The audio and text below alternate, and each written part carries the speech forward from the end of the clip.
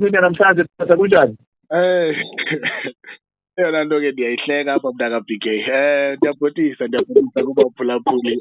Ndikwabhotisa ke nakuni basasazi into yobana ke niyaphila namhlanje.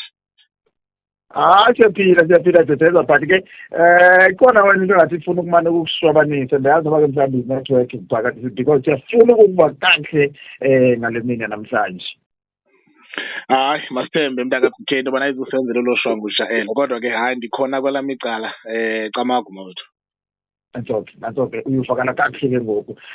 Teteza, siyabulela tata ngolisuku lwangale mini yanamhlanje. Wathi ke umphulaphuli oqalayo ungena kuMdantsane FM nofikayo ngale mini yanamhlanje siye ngexesha sijonge isiduko ethile kweziduko zethu ke apha.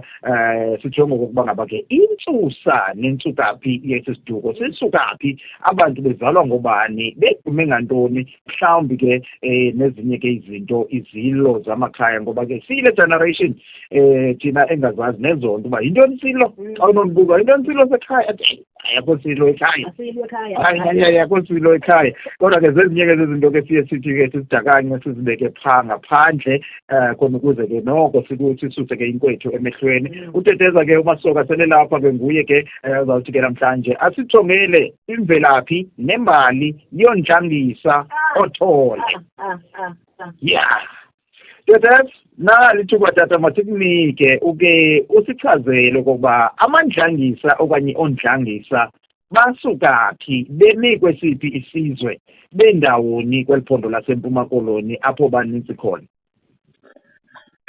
Camagu mntaka BK, masiqale ngokuthi ke mntana omhle ukunqula kukuthandaza, ukucamakisha ke kukubulela. Xa sizawutsala ke imbali okanye mhlawumbi imvelaphi yondlangisa kuxhakaxhaka, kodwa ke masiqale ngokuthi ondlangisa aba ngamanguni. Xa sithi ke ngamanguni, owabo umnombo uphuma phantsi kwecala lamaNdebele, uNdebele ozele umhlanga ozele umuzi, ze wazala uMthombeni njengonyana wakhe wesine. uMthombeni ke uzele uDuma, wazala uLwandle, wasala uSibukazi emveni kwakhe wazala uMenzelwa, wazala uMpanga, wazala uThabisa, wazala uMvenya. uMvenya ke ongoyena ndoda esiphathele uMseleko, yasiphathela uNdlangisa, yasiphathela uNdandane, yasiphathela uDumisa neentombi ezimbini. Bathi ngoNomthepane inkosazana ze ibuye ibe ngumene ke Oliphelo. Yeyona ndlu ke mntana omhlekeleyo esiphathele oondlangisa.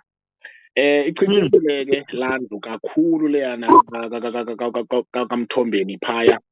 Kwesa oodumisa batshona kwelabo icala, abanye batshona kwelabo, kodwa uMthombeni yena wayiwela ithukela. Ehamba ke xa bendifuna ukuthi uMvenya wayiwela ithukela, eweliswa ke ngunyana wakhe ogama linguNdlangisa.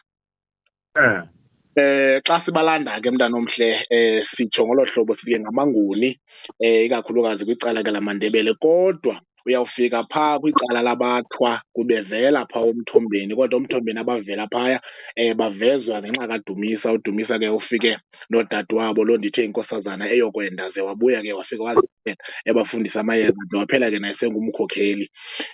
Kanti ke ngoku yena uThole lo abantu abaninzi bavame ukuthi uThole nguNdlangisa. uThole ngumntanentombi apha kwesi sizwe, uzalwa ngumene. Ze wathi ke nxa ke ngoku ngumntanentombi wakhuliswa ngumntakwabo ogama linguNdlangisa, ngakho ke nguThole kaNdlangisa ngenxa yaloo nto. Abe ke uThole mntanomhle ezalwa yikumkani yamaZizi enguKhuze. Yiloo nto kuyawufika ke ngoku esi sizwe soNdlangisa engathi siyafuna ukusondela apha kwisizwe ke samaZizi. Sawuveza le nto ke phaya bakukho uTolo, kukho uZizi, kubekho uMiya. Bonke abo bantu bathathu bazalwa ngutata omnye, kodwa bazalwa nabani? Nothole onjengonyana kuNdlangisa, hayi elobana ke ngoku uNdlangisa ngunyana kaLantuza kaMzizi. Kuxhaphakile ke loo nto leyo phaa kubo, ufike bethanda ukuyibhidisa, kanti ke akunjalo. Kwicala labaThwa ke besenditshilo ndathi basiwe kukwenda, ze ke uDumisa wafike naye wazenzela. Behluka kanje ke mntana omhle ke kule ndlu, ngoba indlu kaMthombeni yindlu kakhokho phaa kubo. Besithi uMthombeni, besithi nguDuma, besithi nguLwandle. Bathi uLwandle alwelwa ziinkondlane kuphela kuba zona zimaphiko made. Baphele phaa ke ngokubona. Kanti ke kule ndlu kaNdlangisa ukwehla lapha ngasezantsi uyafika besithi Dlangisa Gqagqane, bathi Thole, bathi Mzithe, bathi Buzani, bathi Welane, bathi Mncanca, bathi Mkhwetha, bathi Mpundushe, bathi Gwili, bathi Madalulimi, bathi Thukela, bathi Lwandlalulelwa lwelwa ziinkonjane kuphela kuba nazo zibhabhela phezulu, bathi Duma kaMthombeni. Kubangela ke into yoba ke kube njalo kuthe ke kufika apha ezantsi kwakho isizalo sikaNdlangisa siso esi sibe ngamangenela, umzekelo phaa koobuzane koogwili ngoonyana ke ngokwabo bakaNdlangisa ngenkqu. Kanti ke uNdlangisa ebezalwa nabo ke oMthombeni oNdandane njengoba sisitsho de futhi laa Gqagqane bambiza phaa ke befika phaa kwaXhosa ibinguNdandane ozalwa kunye noNdlangisa. Ngakho ke ngumntu lona nomntakwabo, kodwa ke baqhubeka bambonga bemhlonipha naye kanjalo, kodwa ke ngoku bambiza ngecala lakwaXhosa. Xa sibalanda ke imvelaphi yabo mntana omhle bayavela kwaNdebele, bayavela kuManguni. Ngakho ke xa sithetha ke ngoNdlangisa sithetha ngamaNguni mntana omhle. Camagu ngamangoni la, camagu Masoka, uvakala kakuhle kunjalo njoko.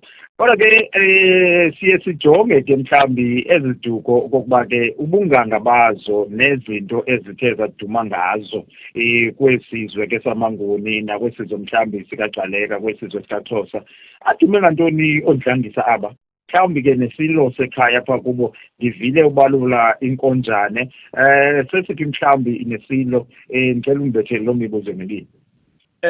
Isilo sabo mntana omhle yinkonjane, kuyacaca kunjalo nje inkonjane, hayi le nkonjane imnyama eyabo inkonjane lena lambala umhlophe.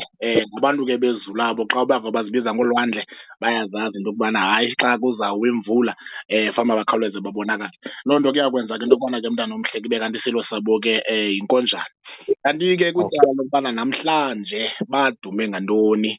Ndingatsho mntana omhle ngokupheleleyo into yokubana oMthombeni aba hayi ayingobantu ungama nabo, noko bangakushiya esithebeni. Umntu uma nomntu wakokwabo phaa ungathi ube sivumelene umfake empokothweni usithi ngumhlobo wakho asuke akujikele xa ufika phaa phakathi kwekhaya. Nkqu ndicinga nobana nothotho labafazana mhlawumbi kulaa ndlu yoMthombeni libuyiswa yiloo nto.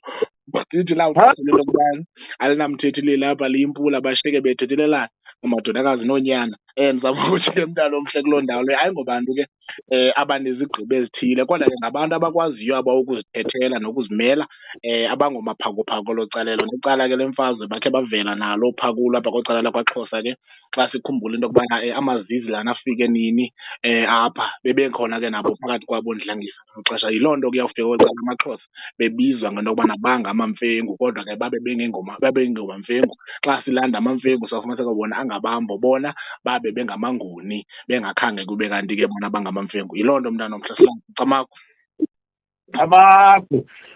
Masoka, namhlanje phambi uba sibe siyakhulula ufika sinombuzo wosuku ngale mini namhlanje. Sime bume, abantu bayancokola apha, bayakhonfesa izinto kule ncoko yethu yangale mini namhlanje. Ndibambeke phaa ke kwesi siduko soNdlangisa xa usithi uThole ngumntana entombazana. Ndiyaqonda uba tyhini nangoku usanqulwa kodwa koNdlangisa liyavela igama lakhe phaya. Ndiyaqonda uba kule topic yethu ingathi busondela le nto. Kodwa ke namhlanje sibuza into ethi Masoka, into yokokuba xa umntu ekwi-relationship okanye engena ethandweni kuthi sekuphaa mhlawumbi noba sisithuba senyanga okanye unyaka abhaqe okokuba tyhini lo mntu ndincuma naye sibiza isiduko esinye.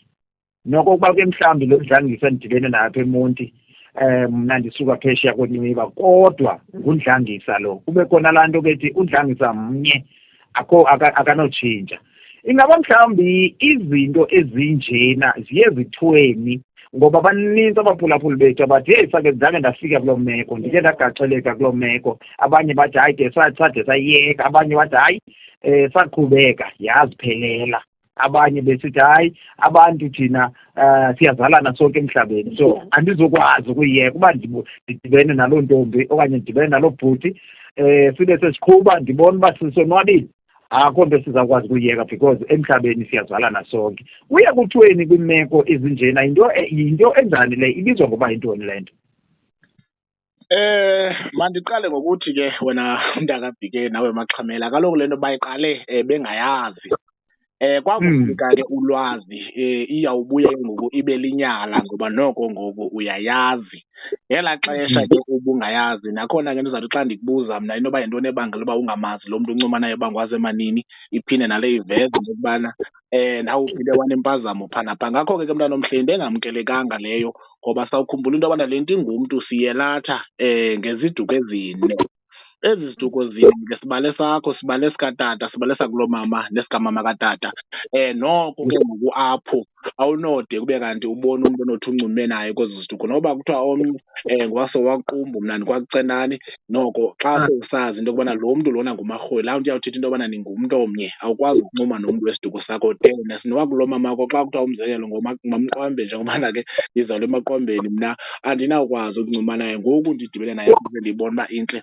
Kukho le nto ke apha esintwini esithanda wena mntaka-BK ukuyondela thina bantu ke besintu, into yokubana igazi liyathanda ukuvumana. Uyawufumaniseka into yokubana umntu endithanda kangaka nje kanti lukhona oluzalwano lolukhoyo. Ayilokuzalwana koluntu ebangela uba masihambe ngoku siyokwenza abantwana, luzalwano lokubuyisa sinxulumana ngokwezizwe, njengobana nakulapha kule nkqubo siyenzayo sizama ukuveza loo nto into yokubana umathile namathile sisizwe sinye. Xa benalo ithuba lento yokubana bangadibana, mabadibane, ngoba kaloku bona batsala umnombo endaweni enye. Siyeke ke into yobana sifuna ukuphila ingathi ke ngoku singabelungu, ayizusebenzela loo nto leyo. Camagu mntana omhle. Camagu, masithi ke ngoku kuye kwakhona nabantwana kuyo yonke le nto because ke ziba khona ii-situations ezinjalo. Iye ithweni le nto xa sekuthiwa heyi hayi ke ngoku siyivile kokuba ngaba ke lo ngundlangisa nomnye undlangisa, kodwa ke ngoku liye lithweni elinyala nali selenzekile kwabe kuphuma nomntana. Mntana omhle, ndizawuthetha ke ngokwengqiqo yam nangokolwam ulwazi kuloo mpendulo itshoyo, kuba kaloku abanye mhlawumbi bangayenza ngenye indlela. Sinento ke siyibizayo ke apha kwaXhosa into yokubana kukuchithwa kobuhlobo. Kuyawunyanzeleka into yokubana ke ngoku loo makhaya amabini ahlale phantsi buchithwe obu buhlobo obo. Xa buchithwa ke mhlawumbi abanye bawufunisa incamazana, abanye bawufunisa enye into endingazukwazi ke ngobana ndikungqinele ngayo le uba buchithwa njani. Ngabanye bawuthetha nje xhantini kuphele, kodwa ke kuyakwazeka ke ngoku xa imeko injalo buchithwa ubuhlobo, kuvezwa ke izizathu ezivakalayo ezibangele into yokubana aba bantu babini babe kanti ke abazani. Mandizekelise ngale ndawo mntaka-BK. Sithi xa sithetha sithi umntana wentombi kwakulonina, ibe mhlawumbi mna ndingusoka lo mntu ukhulelise lo mntana. Xa kusenzeka into yokubana lo mntana njengobana ke ngoku egazi lakhe ndikhona egazini lakhe, nangona ndingengoyise ofana noba anganguyise omelathayo, akanokwazi ukuzoncuma apha ekhapha. Loo nto yenza into yokubana ngoku izinto ezinjalo siphinde sijongane neemeko ezifana nezi sikuzo, ngokuba kanti hayi lo mntu kuthiwe kanti ngwakulo tata, nangona ndingabizi isiduko sakulo tata mna, ibe ngathi kubanye bandifanelekile xa enjalo, kanti hayi nalapho akunjalo, ayonto yamkelekileyo leyo. Nalapho ke mntaka-BK ukuchithwa kobuhlobo kuyahamba ke ngokufike kusebenze. Kunyanzeleka into yokubana ke ngoku makupheliswe. Bawubona ke ikhaya lona uba baphelise ubuhlobo bebuyisa njani, ngoba umntana ke sele khona akuzuthiwa makangene embizeni anqunqe. Camagu mntana omhle. Camagu. Athoka. Siyabulela tata, sithi camagu kakhulu ngemfundiso zakho, sibulela nangazo zonke ingcebiso osinika zona nokusinika iminombo le yethu yefamily zokokuba ke sibe siyazazi ngethemba lokokuba ke abantu abakuloo nto ayinto zakuthi buya nomva chithani loo nto, chithani loo manzi uba beseniyiqala yekeni, uba beseniyiqalile hayi sola niyiyeka nto zakho. Senkosi kakhulu futhi, siyabulela ngexesha lakho. Umntu okufunayo dedeko ufumaneka phi kanani? KuFacebook MA Kamango, Instagram MA Kamango, ndifuna ukuthi kuTikTok MA Kamango, kodwa ke esona sigama siphambili lithi Lamvila likaXhosa, so iLamvila_ likaXhosa. Camagu. Camagu kakhulu lowo ke mphulaphuli inguye avuyile nango kumdanso neyasan 89.